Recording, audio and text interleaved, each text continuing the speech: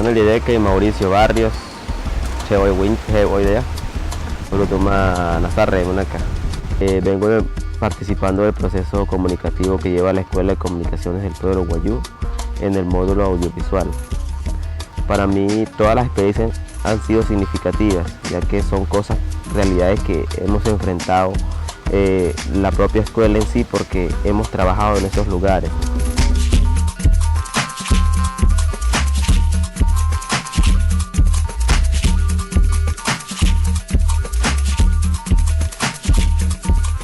Ya que estamos culminando ahorita, es participar de proyectos que busquen mejorar cada vez más a las zonas más vulnerables que tiene la Alta Guajira.